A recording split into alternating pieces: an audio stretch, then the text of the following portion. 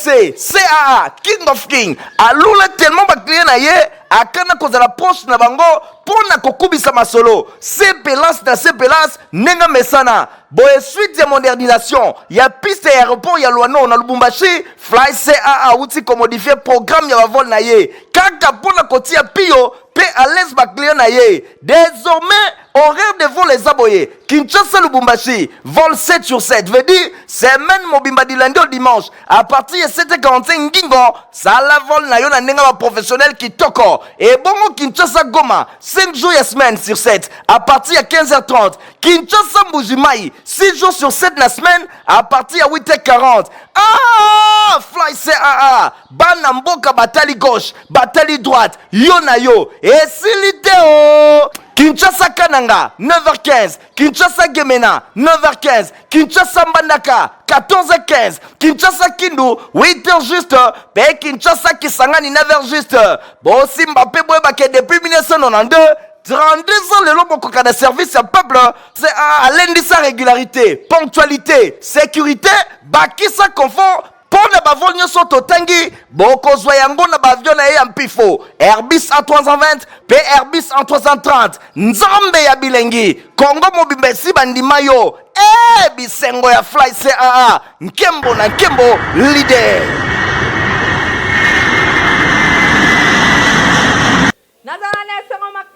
On a télémakai parce que la poste téléviseur n'a bien pas la présenter journal un peu pour le peuple Oezali Bongo info lingala mbote la bien se aussi occasion ya kolanda basango la biso tikete to fungula ngo pour la kota sabino ndenge chef de l'état Félix Antoine Tshisekedi Tshilombo akoma kibongo na Allemagne mokola dimanche 28 avril 2024 pour la visite ya mosala bolanda ba détail nango elongo na héritier Mapile.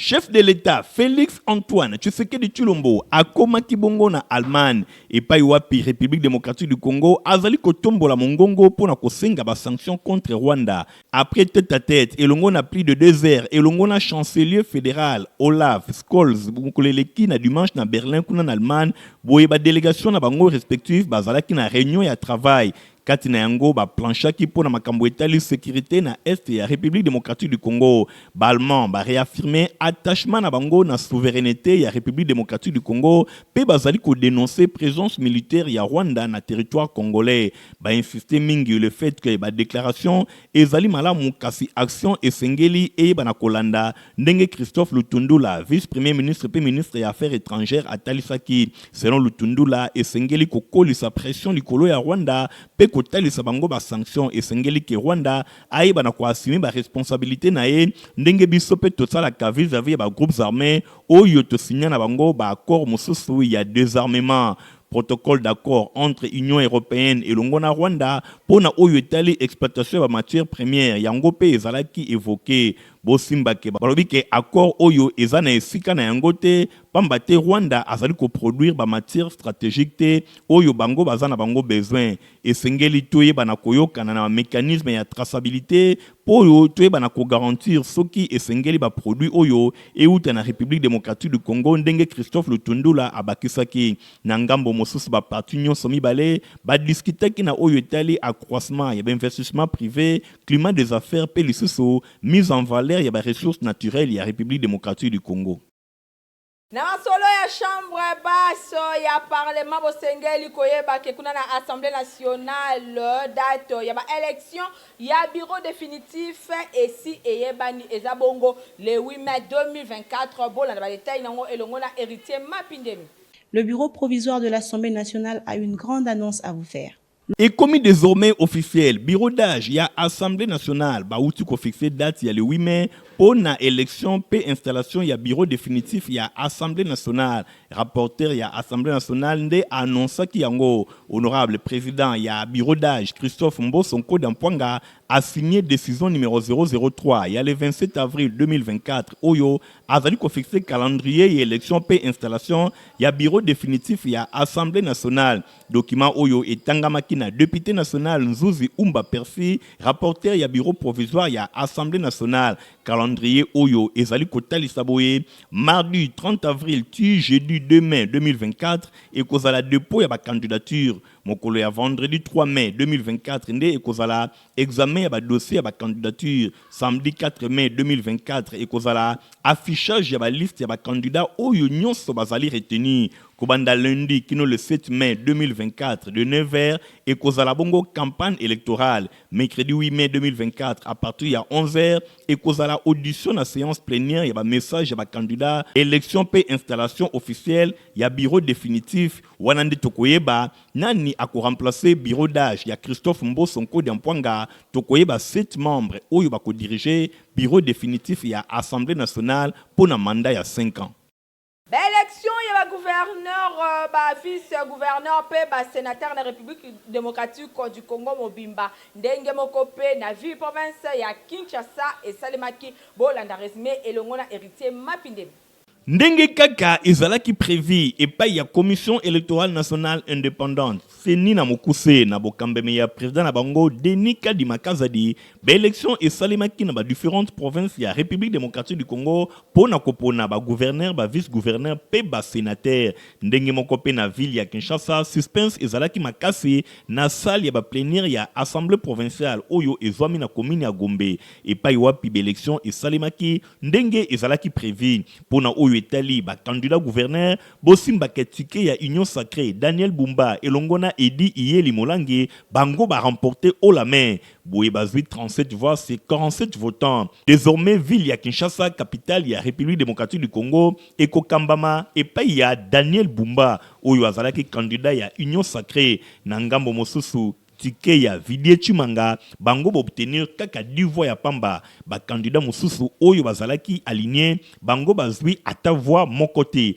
Pona oyo etali ba candidat sénateur kuna suspense ezalaki makasi kasi na sima ya élection ba oyo ba se classer na première position, c'est-à-dire les 8 premiers candidats oyo bazui ba voix ezali bongo Augustin Kabuya 5 voix, Ivan Kazadi 5 voix, Jekoko Murumba 5 voix, Mike Kabasele 5 voix, Baatitito Arlette 5 voix, Jacques Lungwana 5 voix, Anne Mbouji ye azui 4 voix, P. Gentiningo Bilambaka oyo azali gouverneur sortant a obtenir 3 voix. Boye 8 candidats sénateurs oyo bangonde bazali proclamé élu ba sénateur pour la ville province ya Kinshasa.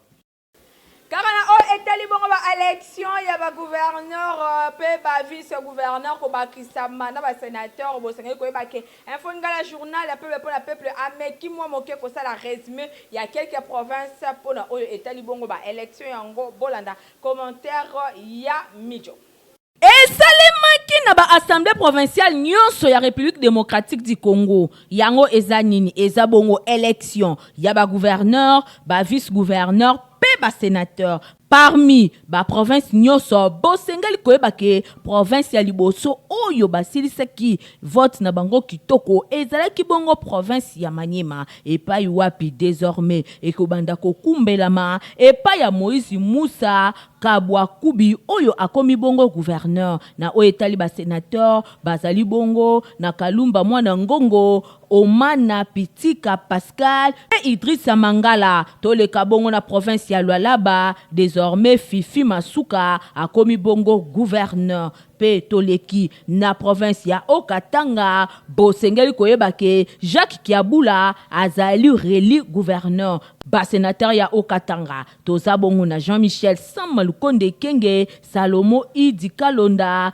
Jacques Kiabula pe Jean-Félix Mupande toleki bongo na province ya Olomami tomoni bongo Banza Mulume Marmonde akomi bongo gouverneur na province ya Mongala ba sénateur Obabimi kuna ezali bongo les cerveaux d'état Jean-Pierre Liaou Molendo Sakombi Lingepu pe Bokumwania toleki na province ya Tanganyika désormais Christian Kitungwa nde akomi bongo gouverneur na Kasai oriental na oetali ba sénateur toza na José Mpanda Alphonse Ngoïka Sandi Guy Kobombo pe Kalala oyo gouverneur na bango ezali bongo Jean-Paul Mbwebwe. Toleki na province ya Chwapa, sénateur ezali bongo Guy Luando, Moïse Ekumbo, Willy Bakonga, pe Pancras Bongo. Na province ya Sud Kivu, Jean-Jacques Preroussi nde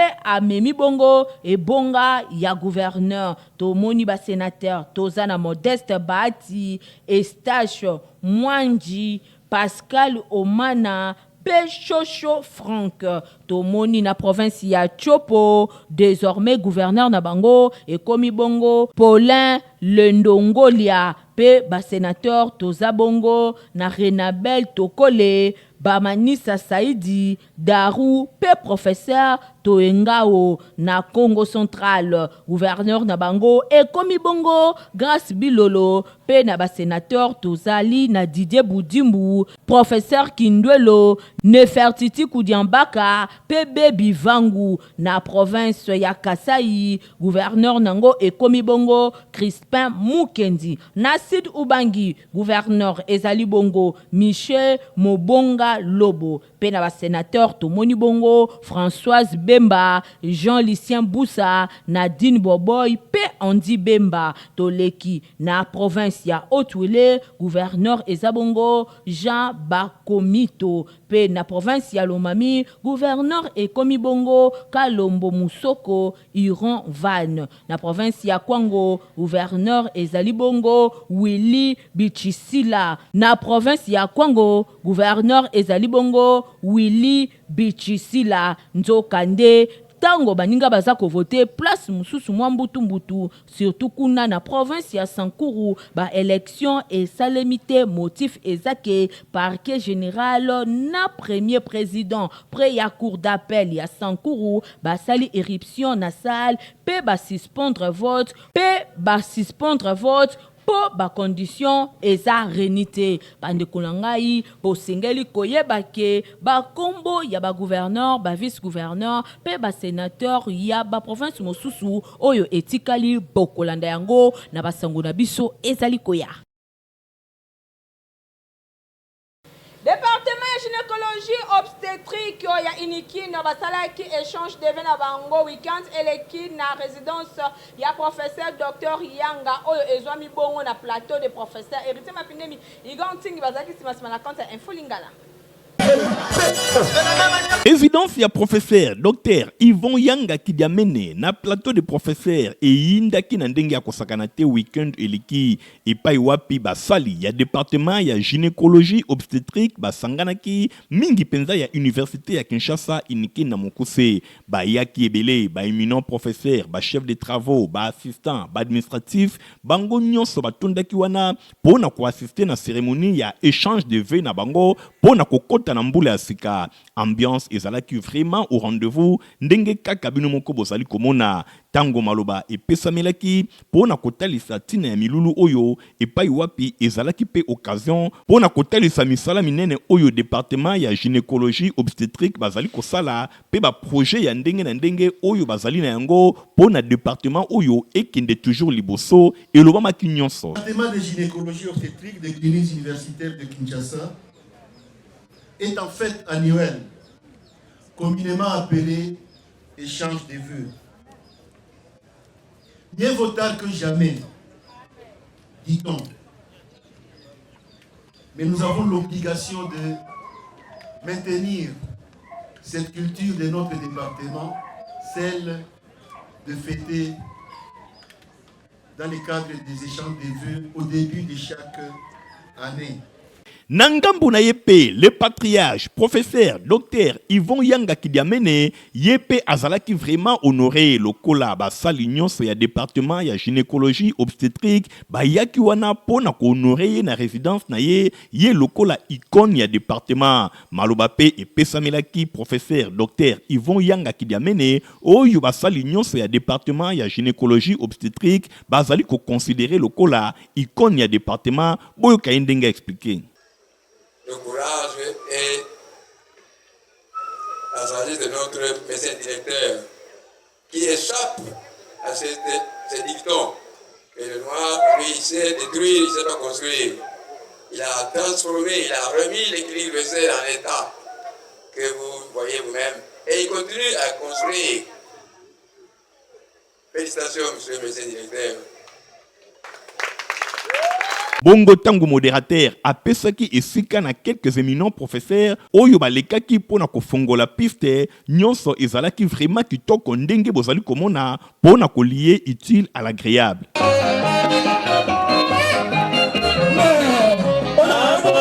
Ndenge kaka fête ezalaka kolia pe komela ezalaki vraiment au rendez-vous. Basali nyonso ya département ya gynécologie obstétrique ezala ba professeur, ba chef de travaux, ba assistant pe ba administratif bango nyonso balekaki na piste pona kotalisa esengo na bango. Bosimba ke milulu oyo ezalaki vraiment réussite moko ya makasi.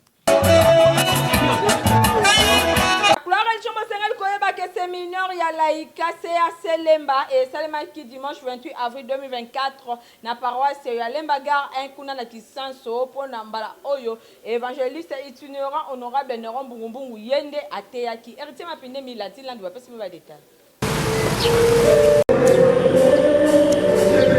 Pendant 6 jours, Mobimba, Kobando lundi 22 avril, Kino dimanche 28 avril 2024, paroisse CAC ya Lembagar et Yindaki Nandenge ya Kosakanate na Oyo Etali séminaire ya Balaika. Nyonso eleka ki vraiment kitoko, orateur, ezalaki évangéliste itinérant honorable Neron Bungu yende ateyaki pendant 6 jours Oyo na paroisse CAC Lembagar 1. Et pas wapi bana nzambe bazalaki vraiment édifié na thème monene ezalaki comment marcher avec Dieu. Pona mokolo ya liboso honorable Neron Bungu évangéliste itinérant atalisaki ke na ibandeli nzambe asalaki moto pe atiaki wana pona kobatela pe kokengela elanga. Ezalaki occasion pona moto aye bako marcher elongo na nzambe na nyonso wana orateur honorable Neron Bungu atalisaki polele ke moto nyonso oyo azali kotambola elongo na nzambe akozala wana réussite ekozala na ngambu na ye. Boye créature moto na mokili akilamaka pona ko vivre libela kasi lokola alingaki kotambola elongo na nzambe te nde makambo ekomelaki Adam na Eve na sima na bango koliambuma. Donc nzambe nanu liboso na makambo nyonso oyo moto azali kosala ndenge évangéliste itinérant honorable Neron Bungu atalisaki. Bosimba ke nyonso elekaki vraiment kitoko pona mokolo ya dimanche 28 avril 2024 tomonaki mot de circonstance epesamaki epai ya président ya laïque ya paroisse Lembagar na commune ya Kisenso Jean Mandundu ye atalisaki ndenge nini séminaire oyo ebandaki pe ndenge nini ezali kosuka nyonso elekaki vraiment kitoko pona mokolo ya suka évangéliste itinérant honorable Neron Bungu atalisaki marche ya bana Israël ndenge nini batambolaki elongo na Moïse epai wapi nzambe abandaki bongo kokamba bango. Orateur évangéliste itinérant honorable Neron Bungu alobaki ke esengeli kosalela nzambe kozala na patience kozala na obéissance pe kotosa makambo nyonso oyo nzambe azali koloba ezali ba principe oyo ezali kosala ke moto ayeba na kotambola elongo na nzambe ko se détacher na yete alobelaki mukanda na Exode chapitre 32 verset 1 ateyaki pe na mukanda ya Proverbe chapitre 16 verset 18 et pa wapi alobelaki même likambo ya orgueil ezali mabe. Boye honorable Neron Bungu évangéliste itinérant ateyaki bana nzambe esengeli kozala toujours à l'écoute du Seigneur nyonso wana esepelisaki assistance basepelaki vraiment na ndenge ya kosakana te. Pendant 6 jours oyo assistance azalaki vraiment édifié na maloba kitoko oyo évangéliste itinérant honorable Neron Bungu ateyaki bango pendant 6 jours. Na micro ya Info Lingala, coordonnateur ya ba paroisse ya CAC Kisenso Jean Lelo apesaki d'impression na ye par rapport ya déroulement ya séminaire oyo. Ezalaki général kotambola elongo na nzambe tiré na livre ya Genèse 17 le premier verset. Tei banda lendi tino lelo aprotiré atalisi biso makambo ebele koyeba lolenge nzambe azali ba principe na ye lolenge tokoki kotambola na ye pe ba obstacle oyo ezalaka tango tozali kotambola elongo na nzambe. Lelo achite na kolakisa biso ete toza mutula na miso na nzambe na mokanda ya Esaïe 43 verset 4e kuna Esaïe azali koprofetize ete biso bana na Nzambe toza motuya na miso na Nzambe esengeli kaka totambolaka elongo na ye tosepeli mingi na nyonso eleki Nzambe asungi biso ebandeli katikati te mosuka Nzambe azwa lukungu. Merci beaucoup. nyonso wana ezali kotalisa ke bana ya Nzambe bazalaki édifié pendant 6 jours na prédication ya honorable Néron Mbungu bayokaki vraiment kitoko comment marcher avec Dieu. Lokola momesano ya chaque lundi ba personnel ya complexe scolaire Mama Pemba bazalaki na kilto na bango pona kotika poso na maboko ya Nzambe. Héritier Mapindemi lundi landu bazali kuna kote info lingala.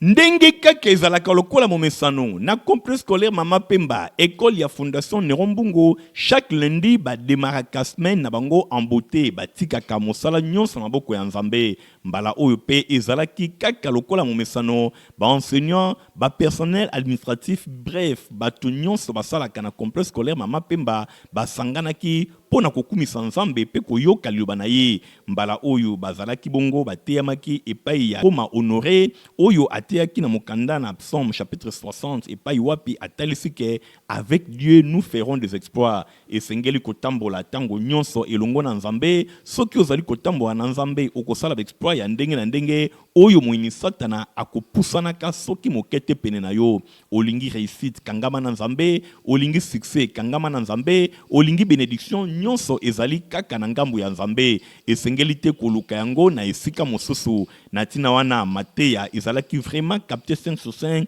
epai ya ba enseignant pe ba personnel administratif nyonso ya complexe scolaire Mama Pemba ya fondation Néron Mbungu oyo bazalaki wana présent Mateya elekaki vraiment kitoko. Micro ya info lingala Ngoma Honoré oyo azalaki mote ya mokolo alimbolaki déroulement ya prière ya mbala oyo.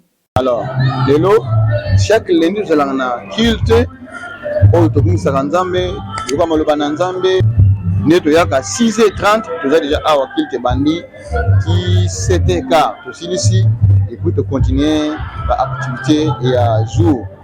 Alors, nous avons béni le Seigneur pour na Mateya oyo a inspiré nga na komisa na peuple de Dieu oyo tozwaki na mukanda ya Psaume 60 verset 14 kuna ezotalisa biso avec Dieu nous ferons des exploits et il écrasera nos ennemis et kuna nde tozali kotalisa assemblée et desengeli komipesa epai na Nzambe kotaela kaka Nzambe kotielika na Nzambe kotambola na Nzambe longo kozala na relation d'intimité na Nzambe. Merci na mokonzi ya école na biso son excellence Néron Mbungu mpona likanisi oyo azwa ya kosala kilte eza na kati école ya moto banda semaine tobandaka na kilte donc tozali kotika semaine na boko na Nzambe tant mpe tozosilisa sango na kilte na boko na Nzambe koremercier Nzambe lolinga tambole na biso nyonso ezali kotalisa ke na complexe scolaire Mama Pemba batiaka Nzambe liboso surtout ke initiateur ya école oyo ezali bongo honorable Néron Mbungu oyo azali pe mosali na Nzambe évangéliste itinérant nyonso ya ye ebandaka na Nzambe. Suite na modernisation ya piste ya Luano kuna na Lubumbashi nde horaire ya bavol na ye na ba différentes villes ya République démocratique du Congo.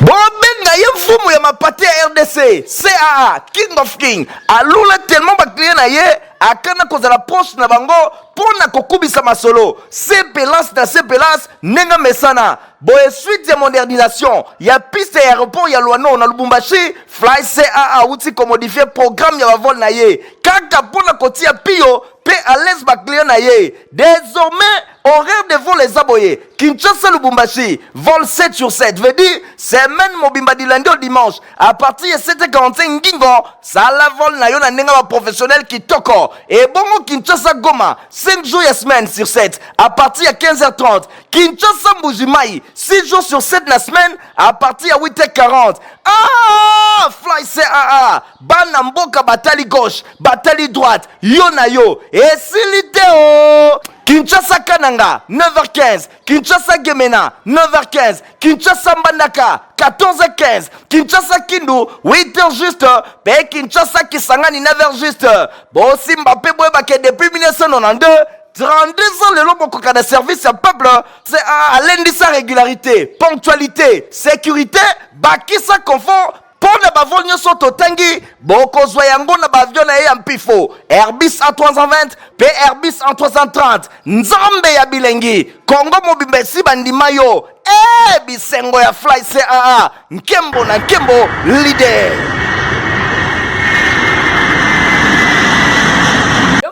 kolata basapatu ya qualité boyeba ke place ezase moko na 7e rue limete kuna epai ya Papa Gref. Papa sinangai eutako apio olingaka basapatu kitoko olingaka mokoto ya malonga oyo ekobimisa yo propre liboso ya bato nyonso esika eza se moko na 7e rue na commune ya Limete na place commerciale na Petit Boulevard tala malamu yeyo collègue ya bato nyonso basalaka basapatu minene na mikili ya poto basapatu ya kitoko oyo bino boyebi yeyo ye moko ayebi mosala na ndenge akosakana te bato nyonso bayebi collègue ya Jimmy Weston azali kosala koto na ndenge akosakana te nayebi ke chef de l'état Fachi Beton oyebi nga na kombo oyebi nga na elongi oyebi nga na musala. Moi je pense que c'est déjà quelque chose de bon. Puis oyebi bate ezalaki na limete toki na premier ministre mozalaka na yo na mise oyo kota palais du peuple obenga ngai tokutana mais ti lelo kaka bablocage. Mais aux a même na ministre là, ministre de la culture azali, ministre de l'industrie azali, ministre de la PMI azali, PMR. Mais pourquoi tu es au Changa Maboko, va venir diminuer le taux de chômage? Pour nous les hommes, par contre, aux a n'a pas Patrice pour diminuer le taux pour encadrer jeunesse, pour transformer Bango, si on t'a pour ça la sapate. Est-ce que on a besoin de ça pour nous? Je ne pense pas. Automatiquement, Aoluka, Azala, responsable pour qu'il y ait des familles. Mais pourquoi? Dans ça, il était pourquoi? Dans ce cas-là, on a fait dans la Gentini Modula. Adjoint les alliés chez Goko Moulumba, fils gouverneur Gentini Modula. Nous avons même bonne foi. Alors, Ngamouwa, mais Bangati n'est pas chef de l'État. Il a fait ses comptes au Bonaïli qui m'a politique, tout le monde m'a mais il fait qu'il bonne foi. Autorité nous suspect bazar. Moi je pense que nous ça la effort et ça devoir dans nous on va devoir dans la salle sur le téléphone na 7e rue place commerciale na Petit Boulevard place partie soit na peu monsieur on a passé à Badou à Kekele pour nous dans la présence de la salle dans un bien organisé na salle de kanda nous sous boyo et go c'est l'état le but de soutenir yo yango na bimisi mais il faut soutenir un gars. Bon, je comprends. Tant que les clients sont contre Dakar, papa Dieu Mawa, on va dire son maman. On va soutenir Rio. Il faut Simba Science. Maintenant, dans Simba Science, on a vu la matin. Donc, je suis Ria Awa. Aux ala au la fête, au dia batunion sur la fête, la tara testa Awa. Aux ala au mariage, la tara Awa. Aux ala sapat ya munene, le colo la il. Yara na odimina ko ba ngwa ye moro. De kokayo. Ozana o lokwa emoro onge comme aboli lokola il yaka na sala na sala réparation na sala fabrication donc na yebi musala comme il se doit ota ki bater ça oyoki adresse eza se moko na 7e rue Petit Boulevard na commune ya Limete epai wapi ba chaussure ba sandal ba mapapa ezali kosalema na ndenge ya kosakana te soki okoti awa obosani Italie libela.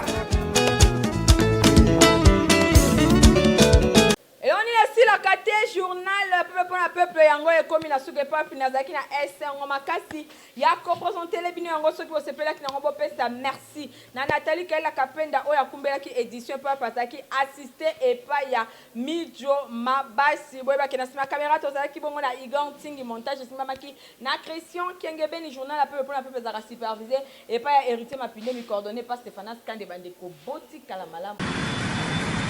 bobenga ye mfumu ya mapate ya RDC CAA King of King alula tellement bakliye na ye akana kozala proche na bango pona kokubisa masolo CPLAS na CPLAS nenga mesana boye suite ya modernisation ya piste ya aéroport ya Luano na Lubumbashi Fly CAA uti ko modifier programme ya bavol na ye kaka pona kotia pio pe à l'aise bakliye na ye désormais horaire de vol les aboyés Kinshasa Lubumbashi vol 7 sur 7 veut dire semaine mobimba du lundi au dimanche à partir de 7h45 ngingo ça la vol na yo na nenga ba professionnel qui toko et bongo Kinshasa Goma 5 jours et semaine sur 7 à partir de 15h30 Kinshasa Mbujimai 6 jours sur 7 la semaine à partir de 8h40 ah Fly CAA bana mboka batali gauche batali droite yo na yo et siliteo Kinshasa Kananga 9h15 Kinshasa Gemena 9h15 Kinshasa Mbandaka 14h15 Kinshasa Kindu 8h juste pe Kinshasa Kisangani 9h juste bon Mbappé Boebake depuis 1992 32 ans le long de service à peuple c'est à lundi sa régularité ponctualité sécurité bakisa confort pona bavol nyonso totangi bokozwa yango na bavion na ye ya mpifo Airbus A320 pe Airbus A330 nzambe ya bilengi Kongo mobimba esi bandima yo bisengo ya Fly CAA nkembo na nkembo leader